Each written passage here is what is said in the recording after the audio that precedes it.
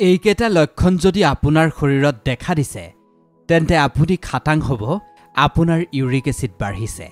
আপুনি তেতিয়া এটা ব্লাড টেষ্ট কৰি সেয়া কনফাৰ্ম কৰি ল'ব পাৰে। কিন্তু কোনকেইটা লক্ষণ দেখিলে আপুনি জানিব আপোনাৰ শৰীৰত ইউৰিক এচিডৰ পৰিমাণ বৃদ্ধি পাইছে। নমস্কাৰ প্ৰিয় দৰ্শক, আমাৰ সেকেন্ড চেনেল পজিটিভ ভাইবছৰ এটা নতুন ভিডিঅ'লৈ আপোনালোকক স্বাগতম জনাইছো।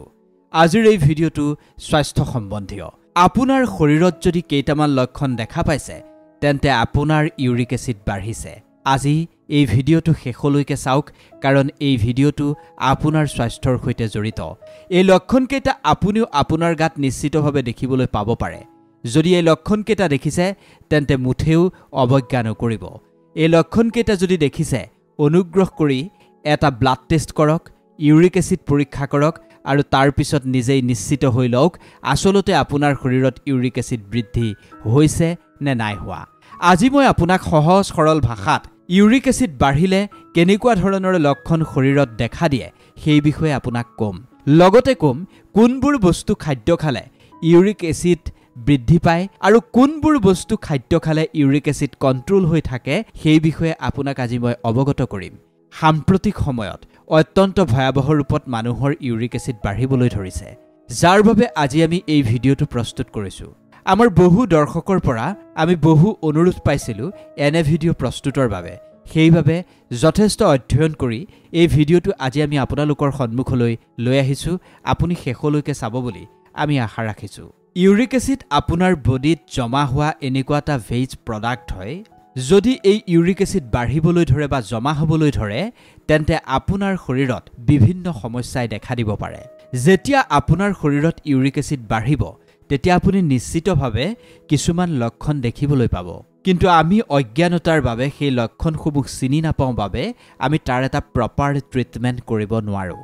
আৰু প্ৰপাৰ ট্ৰিটমেণ্ট এটা কৰিব নোৱাৰাৰ কাৰণেই সেই লক্ষণবোৰ আমাৰ শৰীৰত বাঢ়িবলৈ ধৰে আৰু আমাক ভয়ংকৰ বিপদৰ ফালে ঠেলি দিয়ে। সেইবাবে এই ভিডিঅ'টোত আজি আপোনাক ইউৰিক এচিড সম্বন্ধে সকলো কথা খুব সহজভাৱে বুজাবলৈ চেষ্টা কৰিম।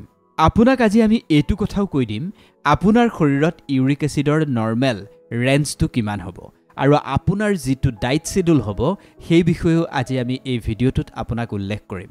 আচলতে খাদ্য তালিকাখন খেলি মেলি হোৱাৰ ফলতেই এনেবোৰ বেমাৰে মানুহৰ গাত দেখা দিয়ে। খোৱা বোৱাৰ খেলি মেলি যদি আপোনাৰ নহয়, আপুনি যদি নিয়মিতভাৱে খুব সুন্দৰকৈ এখন ৰুটিন মেইনটেইন কৰি খোৱা বোৱা কৰে তেন্তে কোনো বেমাৰে আপোনাক হিলাব নোৱাৰে। ইউৰিক এচিড মানুহৰ যেতিয়া বাঢ়ে, ইউৰিক এচিড যেতিয়া আপোনাৰ শৰীৰত বাঢ়িবলৈ ধৰিব, প্ৰথম তথা আটাইতকৈ কমন লক্ষণটোৱে হ'ল আপোনাৰ গাঁঠিত বিষ অনুভৱ হ'ব। বিশেষভাৱে আপোনাৰ আঁঠুৰ বিষ হ'ব পাৰে, আপোনাৰ ভৰিৰ গোৰোহা বিষ হ'ব পাৰে আৰু ৰাতিপুৱাৰ সময়ত যেতিয়া আপুনি শোৱাৰ পৰা উঠিব ভৰিখন যেতিয়া মাটিত পেলাব সেই ভৰিৰ তলুৱাৰ সাংঘাতিক এটা বিষ বা পোৰণি হ'ব পাৰে। আপোনাৰ গাঁঠি অৰ্থাৎ সৰু গাঁঠিটো আপোনাৰ বিষ হ'ব পাৰে। আঁঠুৰ জইণ্টবোৰত প্ৰচণ্ড বিষ আপুনি অনুভৱ কৰিব পাৰে। কেৱল সিমানেই নহয়, হাত আৰু ভৰিৰ আঙুলিটো আপুনি বিষ অনুভৱ কৰিব পাৰে যদি আপোনাৰ শৰীৰত ইউৰিক এচিড বাঢ়ে। ইউৰিক এচিডৰ ক্ৰিষ্টেল আমাৰ জইণ্টবোৰৰ মাজত জমা হৈ যায়, যাৰ বাবে সেইবোৰে শৰীৰটোত এটা ইৰিটেশ্যন উৎপন্ন কৰে। সেইবাবেই শৰীৰত আপুনি জ্বলা পোৰা অৰ্থাৎ আপোনাৰ যিবোৰ জইণ্ট আছে, ভৰিৰ তলুৱা আছে, আঁঠু আছে, এইবোৰত আপুনি জ্বলা পোৰা যেন অনুভৱ কৰিব। এনেকুৱা লাগিব আপোনাৰ যেন মাংস ফাটি যাব এতিয়া, তেনেকুৱা ধৰণৰ আপোনাৰ অনুভৱ হ'বলৈ ধৰিব। যদি আপোনাৰ শৰীৰত এনেধৰণৰ প্ৰব্লেমছ আপুনি দেখিছে তেন্তে আপুনি অৱজ্ঞা নকৰিব। চিকিৎসকৰ কাষ চাপি আপুনি ইউৰিক এচিডটো পৰীক্ষা কৰি ল'ব। ইউৰিক এচিড বৃদ্ধিৰ ফলত আপোনাৰ ইউটিআইৰ যিবোৰ প্ৰব্লেমছ আছে সেই প্ৰব্লেমছবোৰ হ'বলৈ ধৰে। অৰ্থাৎ বাৰে বাৰে আপোনাৰ প্ৰস্ৰাৱৰ ইনফেকশ্যন হ'ব পাৰে। যদি আপোনাৰ বাৰে বাৰে প্ৰস্ৰাৱৰ ইনফেকশ্যন হৈছে তেন্তে এইখিনিও ইউৰিক এচিড বঢ়াৰ কাৰণে হ'ব পাৰে। যিসকল মানুহৰ ইউৰিক এচিড সচৰাচৰ বাঢ়ি থাকে তেওঁলোকৰ কিডনী ষ্টোনৰ সমস্যাটো দেখিবলৈ পোৱা যায়। যদি আপোনাৰ বাৰে বাৰে কিডনী ষ্টোন হৈ আছে তাৰ কাৰণো কিন্তু ইউৰিক এচিড বঢ়াৰ কাৰণে হ'ব পাৰে।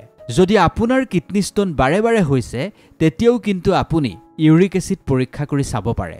ইউৰিক এচিড বঢ়াৰ ফলত কেতিয়াবা বিভিন্ন ৰোগীৰ ক্ষেত্ৰত এইটো দেখা যায়, বিভিন্ন মানুহৰ ক্ষেত্ৰত দেখা যায় যথেষ্ট দুৰ্বল হৈ পৰে। এনেকুৱা এটা উইকনেছ বা এনেকুৱা এটা দুৰ্বলতা আপুনি নাজানিব আপোনাৰ কি কাৰণে সেই দুৰ্বল অনুভৱটো হৈছে। আপুনি ভাবিব পাৰে মোৰ গেষ্ট্ৰিকৰ কাৰণে দুৰ্বল অনুভৱ হৈছে বা বিভিন্ন কাৰণত দুৰ্বল অনুভৱ হৈছে, কিন্তু তাৰ এটা প্ৰপাৰ কাৰণ কিন্তু আপুনি উলিয়াব নোৱাৰে। হঠাৎ আপুনি দুৰ্বল হৈ পৰিছে।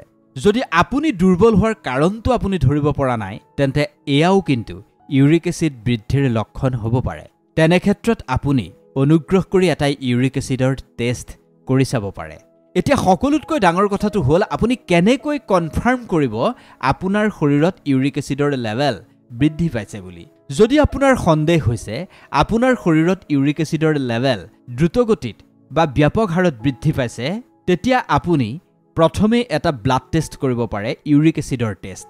পুৰুষৰ যিটো ইউৰিক এচিডৰ নৰ্মেল ৰেঞ্জ সেইটো হৈছে 3.4 পৰা 7 আৰু ফিমেলৰ অৰ্থাৎ মহিলাসকলৰ ক্ষেত্ৰত 2.5 পৰা 6। এই ৰেঞ্জটো হৈছে মহিলাসকলৰ ক্ষেত্ৰত এটা নৰ্মেল ৰেঞ্জ। এই ৰেঞ্জটোৰ পৰা যদি আপোনাৰ বেছিকৈ হৈছে তেন্তে আপুনি চিকিৎসকৰ কাষ চপাটো উচিত। সকলোতকৈ ডাঙৰ কথা হৈছে যদি আপোনাৰ ইউৰিক এচিড বৃদ্ধি পাইছে তেন্তে কিছুমান খাদ্য আপুনি বৰ্জন কৰিব লাগিব আৰু কিছুমান খাদ্য আপুনি খাদ্য তালিকাখনত এড কৰিব লাগিব। এতিয়া জানি লওঁ আহক কোনবোৰ খাদ্য খালে ইউৰিক এচিডৰ কাৰণে ভাল আৰু কোনবোৰ খাদ্য খালে ইউৰিক এচিডৰ বাবে অতি মাৰাত্মক। প্ৰথমে আপোনাক কওঁ ইউৰিক এচিড কমাবৰ কাৰণে বা ইউৰিক এচিড নিয়ন্ত্ৰণত ৰাখিবৰ কাৰণে কি আপুনি খাব লাগিব। যদি আপোনাৰ ইউৰিক এচিড বৃদ্ধি পাইছে তেন্তে আপুনি ৱেলনু খাব পাৰে। হিন্দীত ইয়াক অখৰোট বুলি কয়। প্ৰপাৰ অসমীয়াটো কোৱাত সমস্যা হয়, সেইবাবে মই এই ফটোখন দেখাই দিছোঁ। এই ড্ৰাই ফ্ৰুটছটো আপুনি খাব পাৰে। যদি আপুনি ইয়াৰ খালী পেটত দুটুকুৰা খাই ল'ব পাৰে প্ৰতিদিনেই, তেতিয়াহ'লে আপোনাৰ ইউৰিক এচিড দ্ৰুতগতিত কমিব পাৰে আৰু ইউৰিক এচিড নৰ্মেলত থকাত বা কণ্ট্ৰলত থকাত ই সহায় কৰে। যদি আপুনি ইয়াৰ জৰিয়তে এটা ভাল ৰিজাল্টছ পাব বিচাৰিছে তেন্তে ৰাতি শোৱাৰ সময়ত এগিলাচ পানীত ইয়াৰ দুটুকুৰা আপুনি তিয়াই থ'ব আৰু ৰাতিপুৱা শুই উঠিয়ে আপুনি খালী পেটত সেয়া খাই দিব। ইউৰিক এচিড কম কৰাৰ বাবে ই অত্যন্ত উপকাৰী। ইয়াৰ পিছত আপুনি হাই ফাইবাৰ মানে ফাইবাৰ বেছি থকা খাদ্য খাব পাৰে। এতিয়া ফাইবাৰ ক'ত বেছিকৈ থাকে সেয়াও আপুনি জানি লওক, যেনে ডালিয়া, ওটছ, বিনছ খাব পাৰে। এইবোৰ এনেকুৱা কিছুমান খাদ্য য'ত ফাইবাৰ্ছ পূৰা মাত্ৰাই থাকে। ওটছ সকলোৰে ঘৰত নিশ্চিতভাৱে থাকেই, কিন্তু আপুনি অৱজ্ঞা কৰে। ইউৰিক এচিড যদি বাঢ়িছে, ইউৰিক এচিডৰ সমস্যাত যদি আপুনি ভুগি আছে বা শৰীৰত যদি আপুনি ইউৰিক এচিডৰ লক্ষণ দেখিছে, তেন্তে ওটছ খোৱাৰ এটা অভ্যাস আপুনি গঢ়ি তোলক। এয়া খালে কি হ'ব, ইয়াত যিহেতু ফাইবাৰ প্ৰচুৰ মাত্ৰাত থাকে, সেই প্ৰচুৰ মাত্ৰাত থকা ফাইবাৰে আপোনাৰ শৰীৰত বৰ্ধিত ইউৰিক এচিডক ফিল্টাৰ আউট কৰাৰ ক্ষেত্ৰত আপোনাক যথেষ্ট সহায় কৰিব।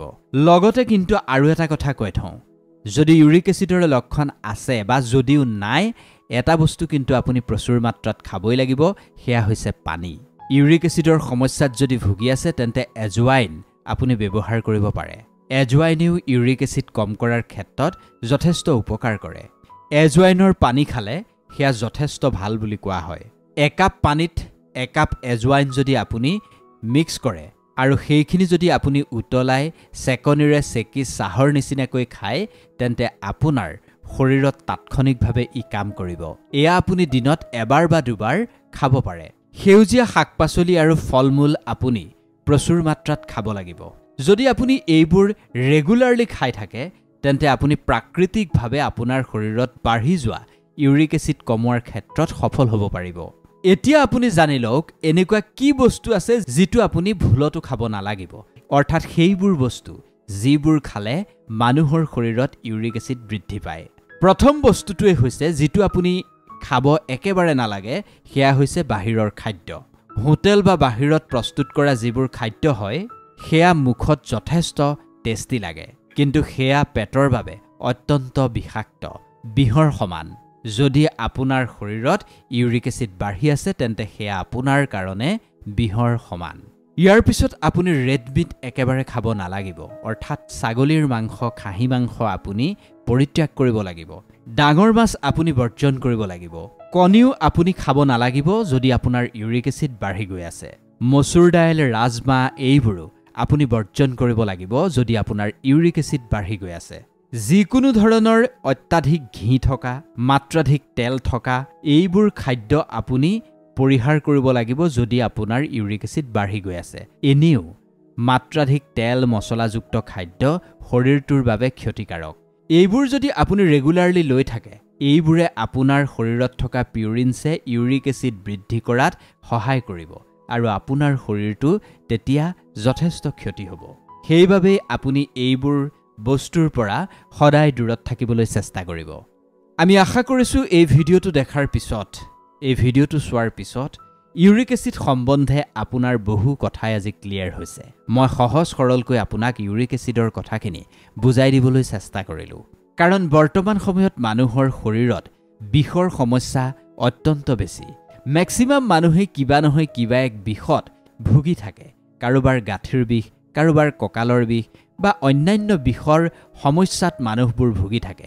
যাৰ বাবে বহু দৰ্শকে আমাক অনুৰোধ কৰিছিল ইউৰিক এচিড সম্বন্ধে এটা ভিডিঅ' বনাবলৈ সেইবাবে আজি আমি এই ভিডিঅ'টো প্ৰস্তুত কৰিলো যদি আপুনি ভাবিছে এই ভিডিঅ'টোৱে আপোনাক কিছু হলেও সহায় কৰিলে আৰু যদি 10 জনৰ সহায় হোৱাটো বিচাৰে তেন্তে নিশ্চিতভাৱে ভিডিঅ'টো শ্বেয়াৰ কৰিব কমেণ্টত আপোনাৰ মতামত জনাব আৰু আমাৰ চেনেলটো সাবস্ক্ৰাইব কৰি দিবলৈ নাপাহৰিব ধন্যবাদ